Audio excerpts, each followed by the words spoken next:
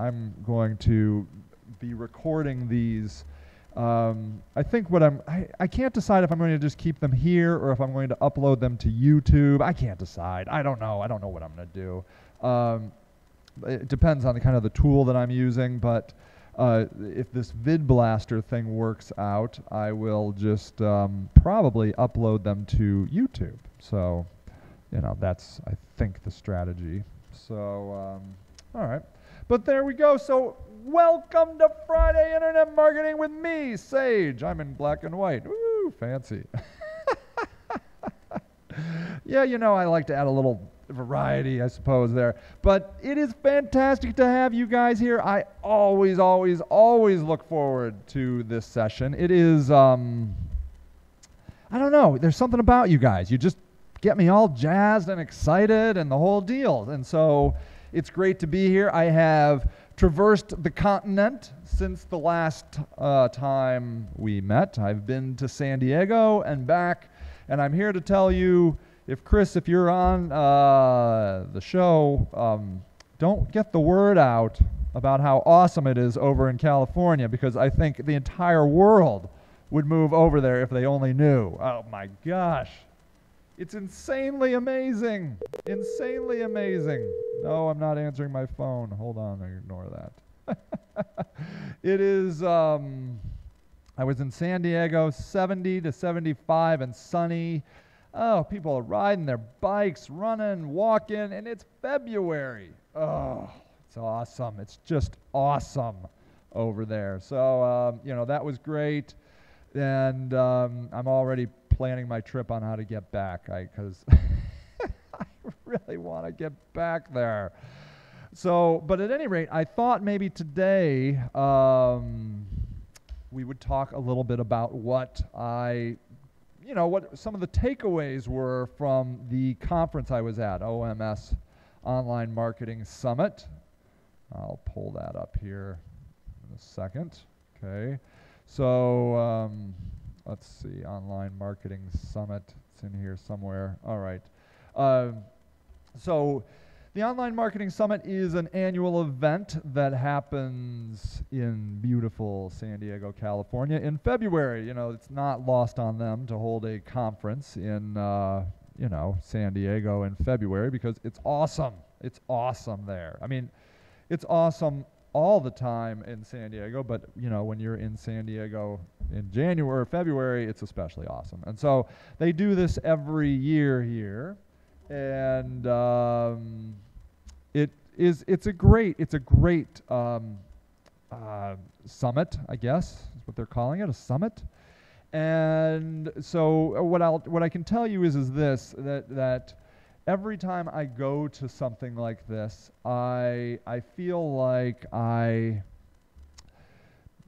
rise, I go to another level of marketing understanding. I feel like I don't know why it is, but there's something about going to these events in person that is immersive, that is truly a different experience than just reading about this stuff or even seeing it on video. There is just something about it that is awesome, just awesome. And this was certainly no different here at this session. It was there were tremendous speakers and just great people. Whenever something like this comes together, it's the best minds of the industry coming to one place, and you're just bound to, just through osmosis, I think, rise up to a higher level of your understanding of web marketing by just being in these spaces with these people. And this was certainly no different.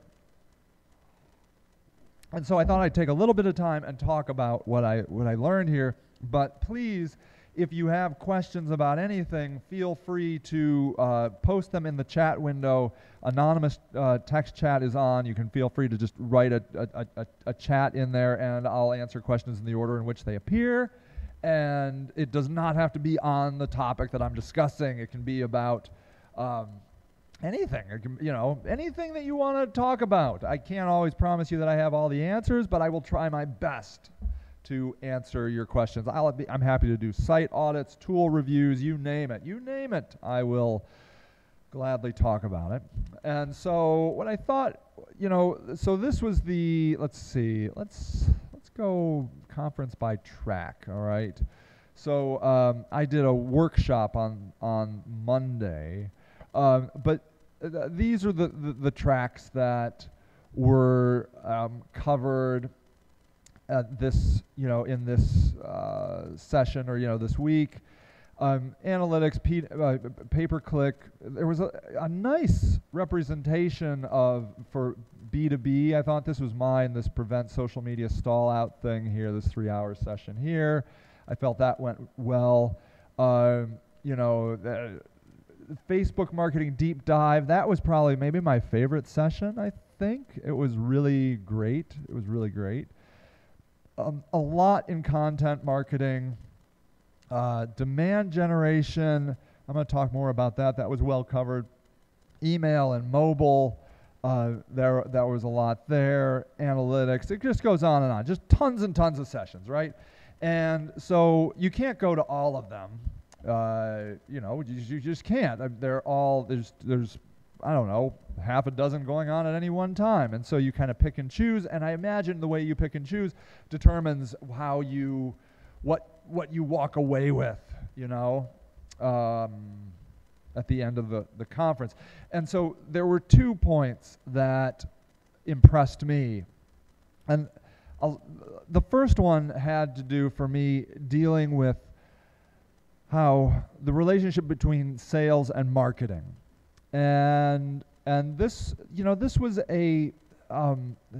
this really helped my thinking along a lot. So what I can tell you is that how we work, as we are lead generators, right? We generate leads for our clients. That's what we do. And once we generate the lead, we feel that we're pretty much done. Like, we did it. Yeah, we got that lead. Go forth and do something with it. And actually, that was an evolution from the time period before that, in that we were, as search engine optimizers, under the impression that we got people to your website, and that was it. That was enough. And so as our industry evolved, we kind of said, well, actually, who cares if people come to your website, right? I mean, yeah. So you send 1 million more people to my website, and if none of them called or filled out the form, it does me no good. And so we're like, all right, yeah, that sounds about right. Yeah, okay, well, now let's talk, let's get you those leads, And so that's where I feel that our industry is right now. That we agree that traffic isn't the reason that you hired us. It was to get you leads, right? Especially, in the business-to-business realm. I do a lot of lead generation for our clients. And so that's where we're thinking, but what I realized this week is that is short-sighted too, because if you're a web marketer, maybe you've experienced this, that you do everything you say you're going to do, right? You get the person to the top of the search engines. You generate leads for them, more leads than they've ever had before. And then they come back to you and they say, you know what, Sage? These leads are no good. They're not doing me any good. And as a search engine marketer or a lead generator, you kind of are in a point at which you say, well, I think they're good. I mean, they came in on the phrases we agreed on. They seem very targeted. They typed in the right phrase. I know they did because I can track that back. But you're telling me that they're not quality leads. And so a lot of times that's where the relationship ends. People are like, well, I guess search doesn't work. Doesn't work.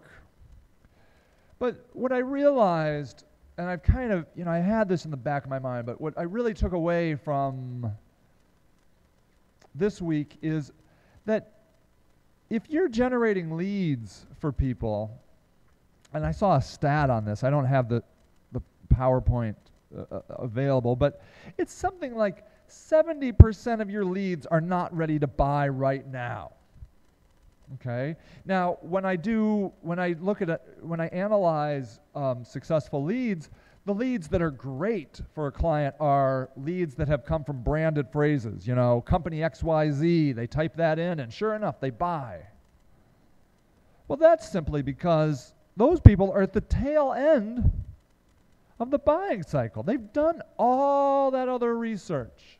They've researched all your clients or all your competitors and your entire industry, and then they're like, you know what? I'm pretty sure I want to go with company XYZ. And that's why when you tie those into Salesforce or whatever, you track back those leads, those are the awesome leads. But if that's all that you go for, you're missing probably 3/4 of the pie. Because most people aren't ready to buy right now. And especially the bigger the product, the less likely it is that they're ready to buy right now. You have to work with them for months, if not years, before they buy.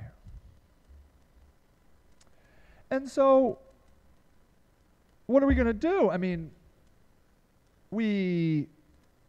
I think would be foolish to just be like, well, look, that guy, you sent me a lead, and I called him, and he doesn't want to buy. So that's a bad lead. I think that is short-sighted. Because that person is in your industry. I mean, they typed in the phrase and filled out the form for more information about your company. It just so happens that they're not ready to buy right this very minute. And so I think for us to go to those people and say, those aren't quality leads, is a waste. I think that is taking some very hard work and a lot of money and just throwing it out the window. Especially if we believe that 3/4 of people in your funnel are not ready to buy right now. And so what are we supposed to do? And I think what we need to do is we need to keep them in marketing. I think that we need to take those leads and love them up until they are ready to buy. We need to keep them in the marketing side longer. That marketing isn't just about getting the lead and then wiping your hands from it. Marketing is about getting a lead and keeping that lead, loving that lead, nurturing that lead until it is ready to buy, until that person is ready to look into the products. And so I think as web marketers, as marketers, for most leads, our job has just begun if we've gotten them from the search engines to fill out our form. We need to take extra special care of those leads. We do not need to pitch them about buying the products. We do not need salespeople hounding them about, hey, oh, interesting, right, okay, I've heard the term farming used before. That's a good one, yeah. So farming versus hunting, right? So that's it. That the marketers, I think, maybe you would agree, or maybe if I'm off, definitely tell me. But marketers are the farmers, and the salespeople are the hunters. And so that's right. I think that's exactly right. That we need to be farming these people, but I think that in our contact management tools, maybe we have our leads in funnels, right? You've heard of these, right? You have the sales funnel, and you move people down the sales funnel. Well, and I have very simple tags. I have hot, warm, cold, dead. That's my funnel. Dead. That they've said, look, Sage, I'm not interested, or I went with somebody else. They're dead, you know. And so, but are they really dead? No, right? I mean, what are they going to do? Are they going to use that company for the rest of their lives? Unlikely. You know, they're going to probably move on. And so what I'm thinking is, everybody that is not a hot lead, warm, cold, and dead, just need love. They need information. They need to keep up on the industry trends. Like, they should all be invited to this. Sage Rock, you know, the Sage internet marketing thingy bobber, you know? Where they're not sold to, they're just given more information. So that they can think of you if and when they are ever moved into, for me, that hot lead section. And then, for me, what I think I'm going to be doing is, you know, the people that are in the hot category, as it were, I think I might even tell them. I might say, well, look, it sounds to me like you're really on a point of buying, you know, and I'll say, this is what I'm going to, you know, imagining having this conversation. I would be like, is that true? Are you probably in the next month thinking about buying one of these services? And if they say yes, then I'm probably going to talk more about, you know, the services that we can offer. Like, so, you know, what are some of your concerns about hiring us? Do you know, I've even thought about like offering an evaluation, like, you know, I don't know that they would do this, but you know, I could imagine me saying, well, look, would you like me to help evaluate this for you? You know, if you want, you don't even have to show me the names of these other competitors, but maybe I can help sort this stuff out for you. Maybe there's a better deal out there, you know? And especially right now, I'm in a point in my company where, you know, I really just want customers that want to work with us, you know? I don't want to strong-arm anybody into working with us, because those are never great relationships. I want somebody that says, you know what, Sage Rock seems like a good fit for me. And so I've decided that I'm going to commit to Sage Rock for the next 6 months or a year to give it a try, right? Those are the people that I want. I don't want somebody that has been hornswoggled and tricked and finagled, you know? Because they're not going to be happy. I'm going to have to sell them the whole time about why did I hire you again? You know, that's not a fun position to be in.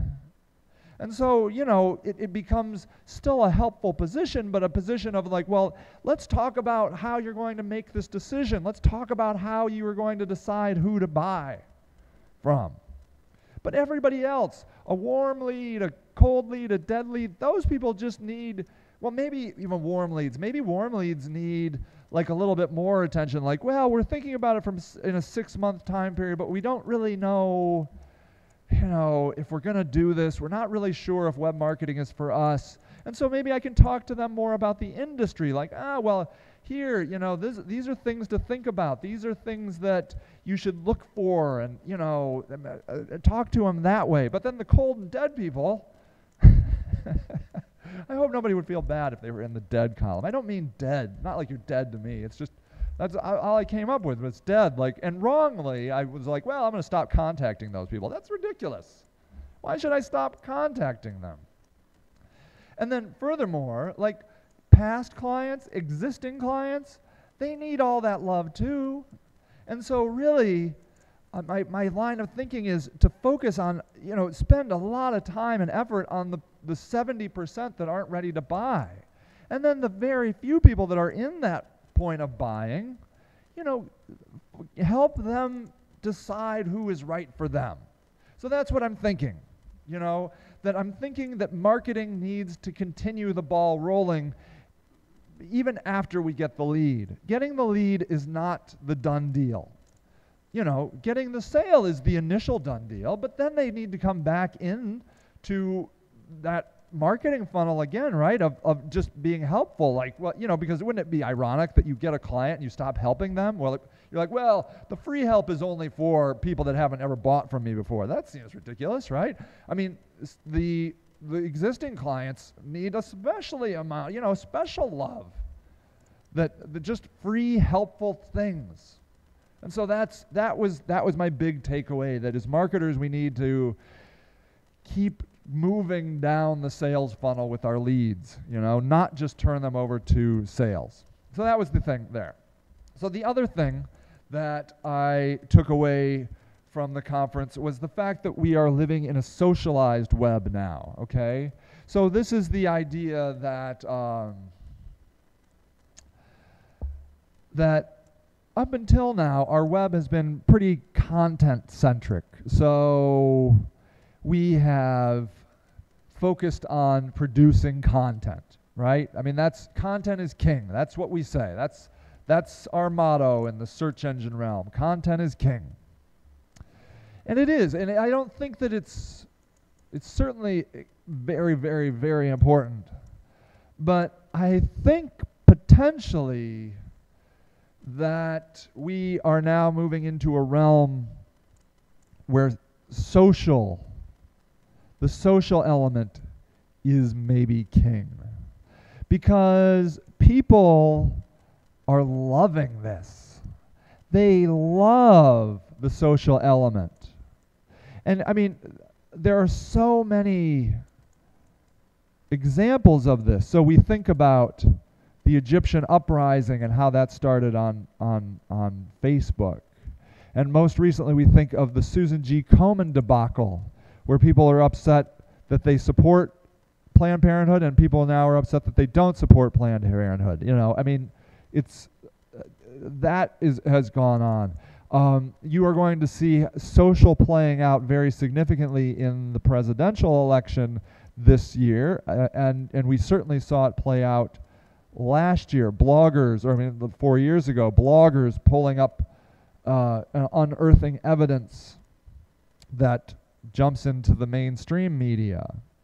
There are endless examples now of the social world influencing large organizations, political figures,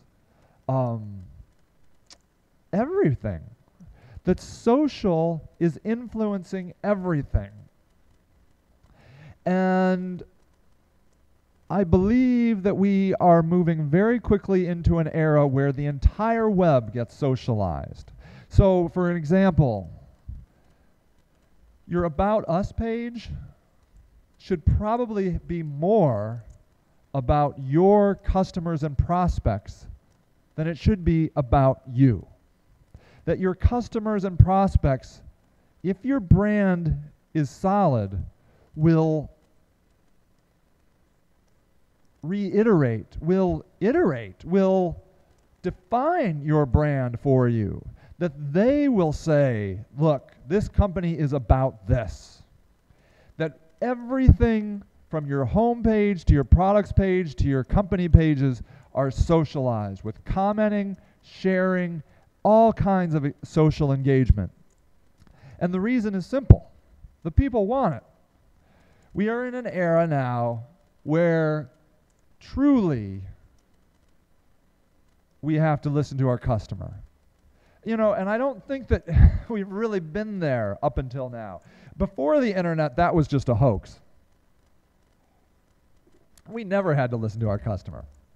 I mean, if you'd read a management book, they would say, well, we should be listening to our customers. We never really had to listen to our customers before because they had no say. All they could do is write some nasty letter to, the company president. There was no say.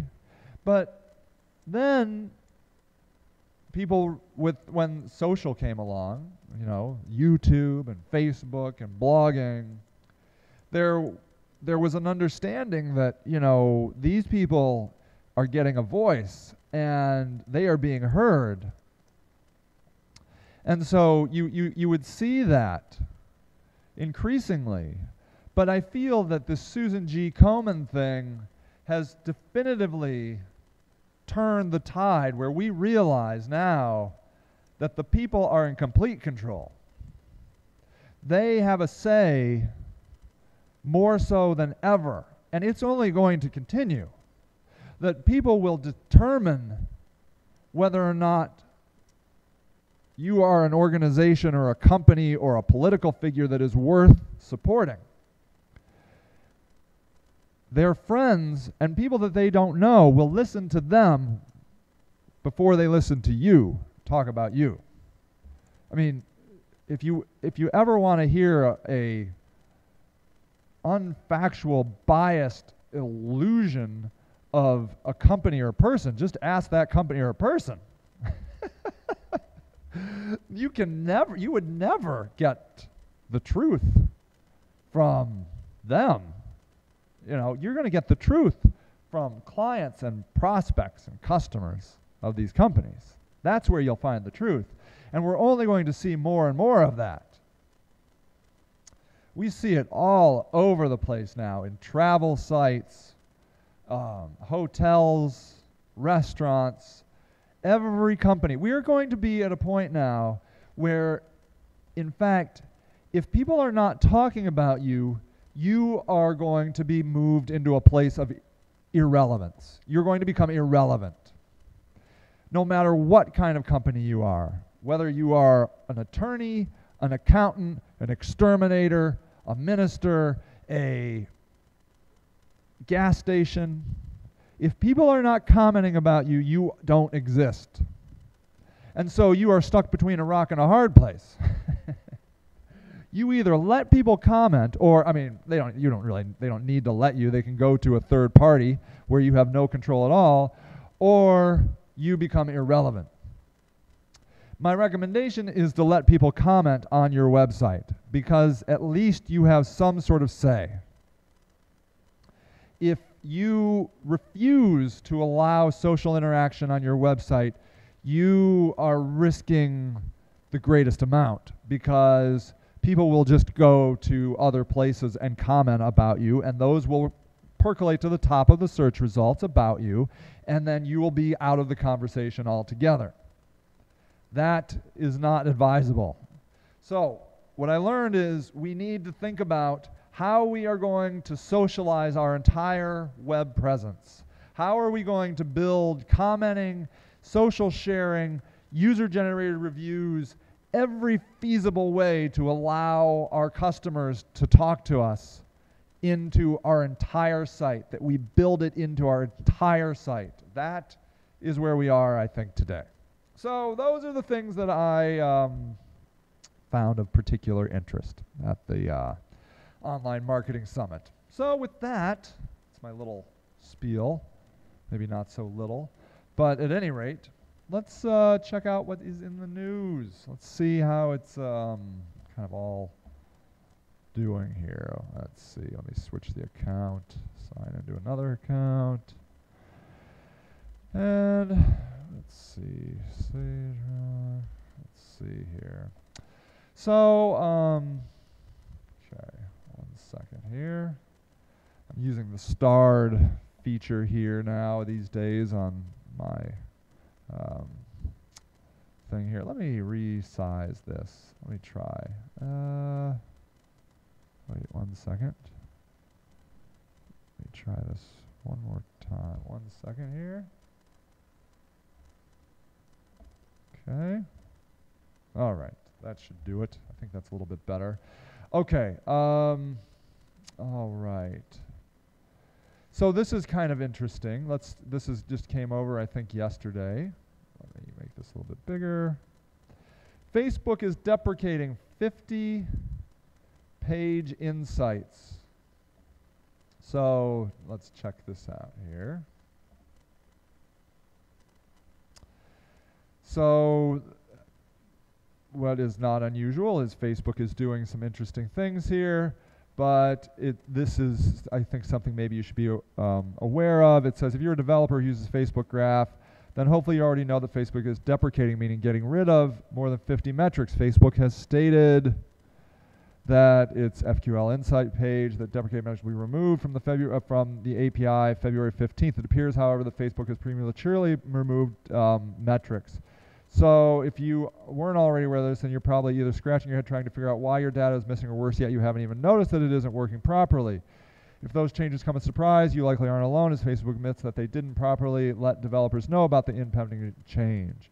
So at any rate, here are the pieces of information that are kind of going away. So what I want you to be aware of is that your metrics are just kind of disappearing in Facebook.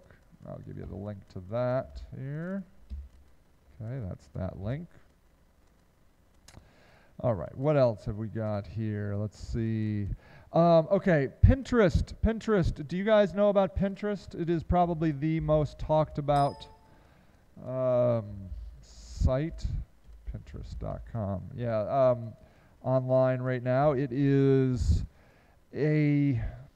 it's an online pin board, okay? And you have to request an invitation. But the idea is that people can post pictures easily, and it's like a social sharing website for images, and it's catching on really fast. It's just a very appreciated website right now.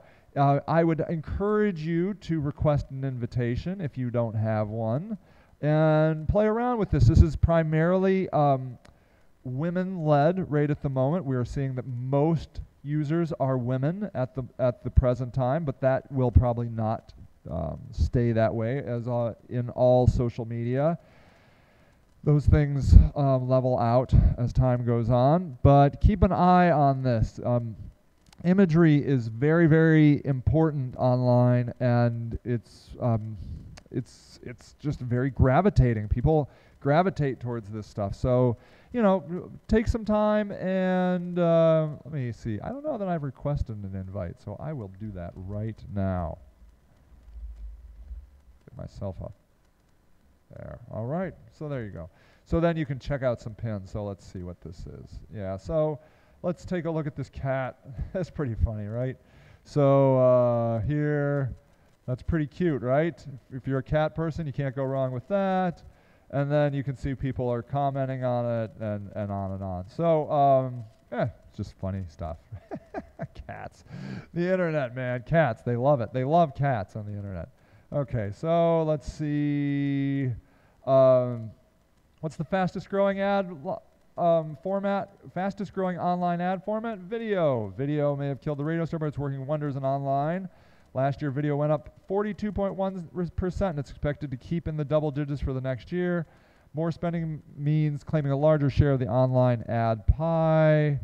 For video, it's currently at 7.9%, just barely sneaking past classified and directories. The share is expected to rise to 15% by 2016, keeping it solidly in third place. So you can just kind of see over here what the U.S. online ad spending growth projections are through 2016, and it's video is right now the fastest growing segment. But what's interesting is it's all growing, right? I mean, well, okay, email was down, I guess, 30% for some reason. I don't know why. And classified and directories, but sponsorships, search, banners, lead generation, all of those things are rising, and so it's but keep an eye on video. It's very, very hot and very powerful. That's why it's hot. Let's see here. Facebook users, I thought this was sort of funny. Likely to be popular bisexual college woman. I thought that was funny. So what this study did here, let me get this in a bigger frame. They did a study of fake Facebook people and compared them to the average Facebook person. And this is, I think, interesting mostly because it lets you see what the average Facebook user looks like here. So here, I don't know why, but Mashable always wants to go slow when I'm doing this show. I don't understand it. So Well, we'll give it a little bit of time here. But at any rate, this is the link. I put it up there. You can go check it out. Let's see. Let's give it a second here because it's amusing and again interesting from a Facebook user standpoint. All right, this is very boring. Maybe I'll let that percolate and I'll go on. I'll come back to it. Okay. Let's see here. Did you see this? Google fined in France because Google Maps is free. So a Paris court has ordered Google France and parent company Google to pay $660,000 in damages after a 2-year court battle with French mapping company Botten Cartographs over their unfair competition complaint. So apparently it's not fair to be free in France. I don't know. I don't understand what's going on there. It's just ponderous to me. Okay, you won't, I think I did that. All right, that is, I think, those are the pieces of news that jumped out at me. Mostly I was entrenched in the world of, the world of the, online marketing summit. So, okay, here it is. Let me shrink this down a little if I can for you. So here you can see on the right-hand side is the fake person, and on the left-hand side is a real person. So people that identify themselves as female, 97% are fake people. 97% of them are female. Females that are interested both in men and women. Fake people, 58%. Real people, 6%. Friends, on average, people have 130 friends. Fake people have 726%. Claim to have attended a college, 68% of the fake people said that versus 40% of real people. This was kind of weird. Average distance from high school they attended to college. So real people attended college 618 miles away from their high school, only 338 miles away from fake people. Let's see. So here, fake people tag 136 tags for every 4 photographs, as opposed to real people have 1 tag for every 4 photographs. Let's see, 43% of fake profiles have never updated their Facebook status, compared to 15% of real people. It just goes on and on. You can read all that yourself. But I think it's just interesting how fake people are too good to be true, as you can imagine. So I love people that come up with these studies. Cracks me up. All right. Well, those are the pieces of news that I wanted to share with you today. I think we made it through, right? We made it through the whole session without the internet dying, which is always a plus. But just beware that I am working on the internet. We should have, I think we're actually going to get the cable people to run new line from the street to our building, which should help things too.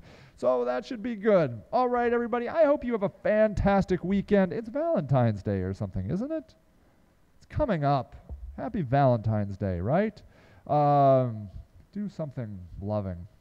And it's nice that we have a loving holiday in February. I think people need a little love in February. It's kind of a dry month for those of us in the middle of the country. All right, everybody, you have a fantastic weekend, and I will see you right back here next Friday afternoon, 3:15 Eastern Time. All right, everybody, take care and have a great, great week. Bye now.